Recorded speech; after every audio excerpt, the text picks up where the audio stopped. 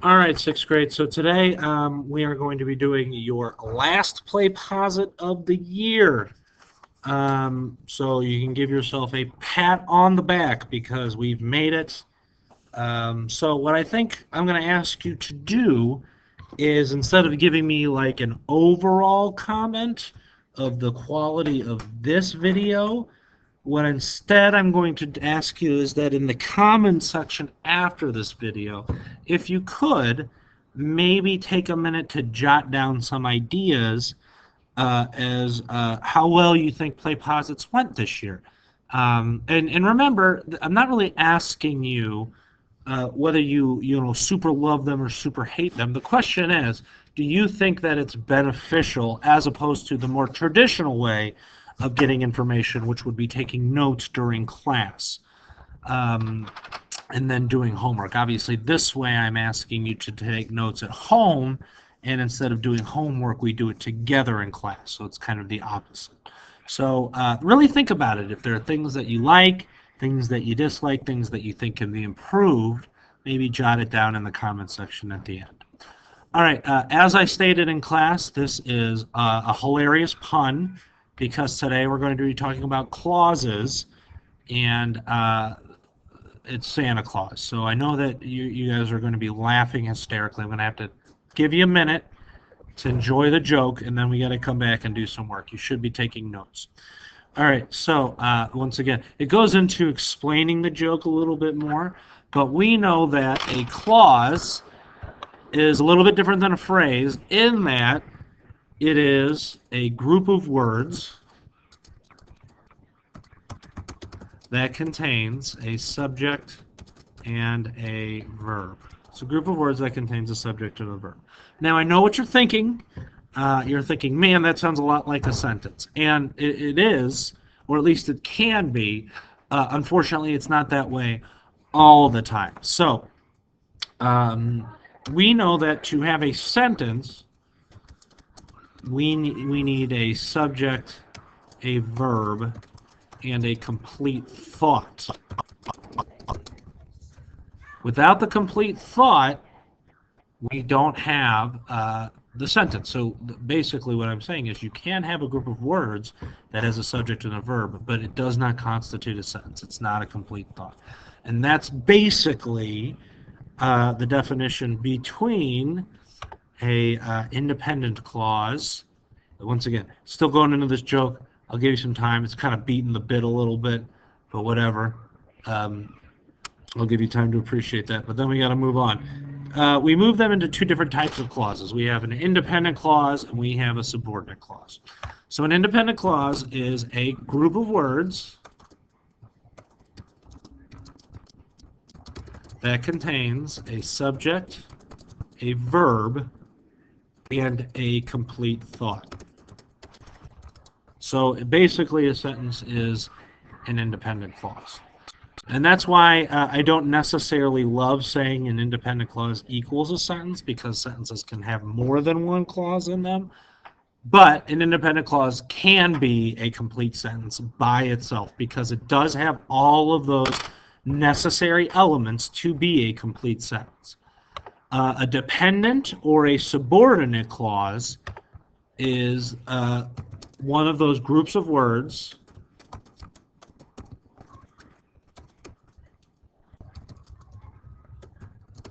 that contains a subject and a verb, but not a complete thought. So a subordinate clause is a group of words that contains a subject and a verb or not a complete thought. So if we look at the example down here of a subordinate clause, we see after I finish studying, I will go to the movies.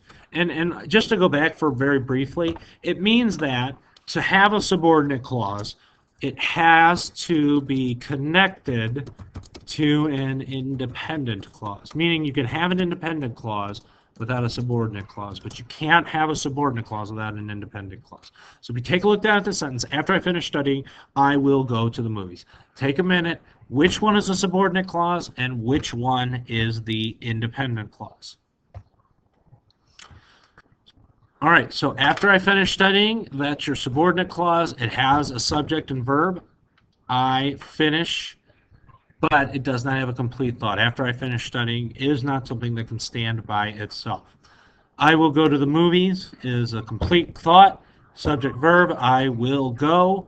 So we have an independent clause. So this is the first skill that I'm going to be asking you to know on a test. You need to, so I'm going to kind of highlight this. Skill 1, you're going to have to know the difference or be able to identify or differentiate between independent and subordinate clauses. So that's skill 1.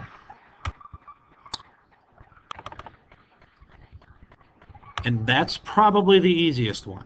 That's probably the easiest one out of the 3 that you're going to need to know for your next test.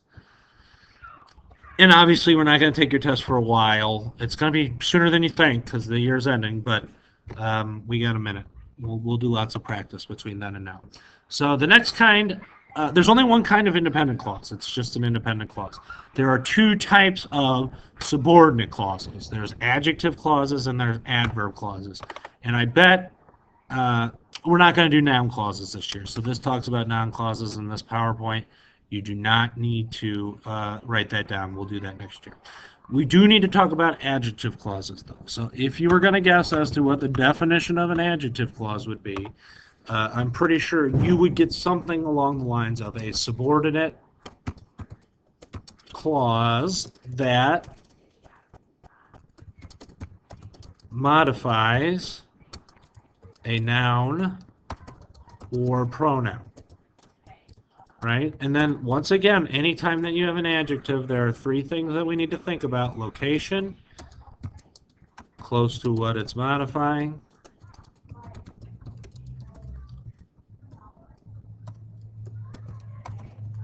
ooh, I'm not spelling today. What it modifies, nouns and pronouns, and then, of course, questions. What kind? Which one?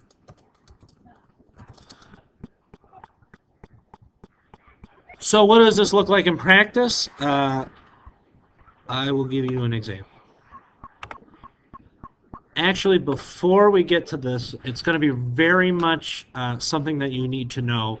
That adjective clauses usually begin with what we would call relative pronouns. We have not already covered relative pronouns, but that's okay because I'm going to give you a list of these things that you can copy from and know exactly what kind of words begin adjective clauses. So these are the words that begin adjective clauses. Who, whose, whom, which, that, where, when, and why. So that's a very good tool for you to have, that these words are specifically the words that begin adjective clauses. So we're going to do a little bit of practice on these, I think, at the end of the presentation, but have that information down, all right? Adverb clauses, much the same as adjective clauses, are subordinate subordinate clauses that act as adverbs. They begin with subordinate conjunctions, of which I will provide a list for you of subordinate conjunctions. So once again,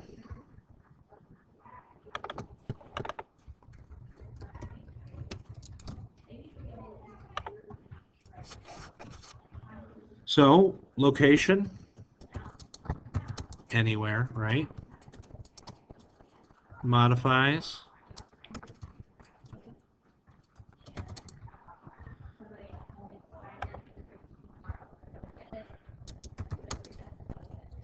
verbs, adjectives, and adverbs.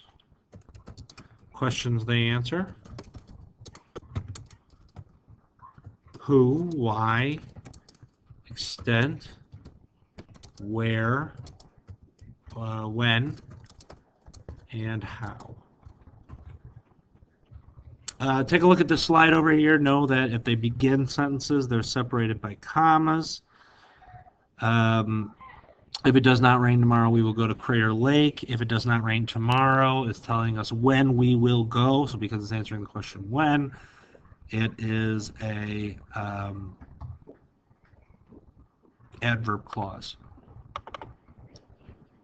An adverb clause is introduced by a subordinating conjunction, of which I will give you a list right now. So here's a list of just like common subordinating conjunctions. So these are the things that begin adverb clauses. All right?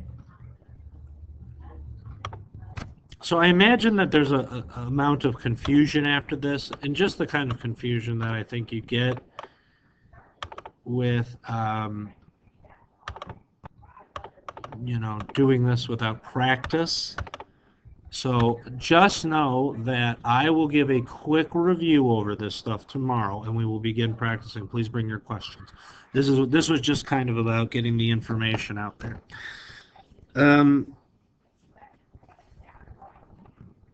As I stated at the beginning, please, you know, tell me what you think about Play Pause It videos in general, and what you like about them, what you dislike about them, and that'll help me next year if I decide to do this next year. I probably will.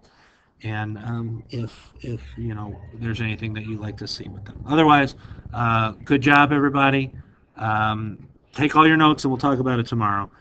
So bring your questions.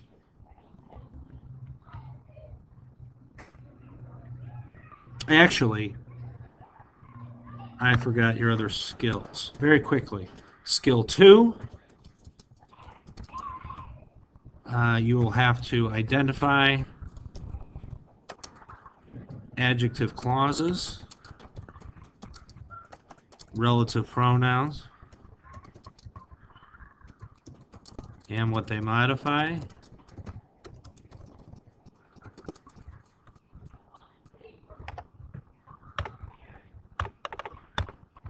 And then skill 3, you'll have to identify adverb clauses, subordinate conjunctions, and what they modify.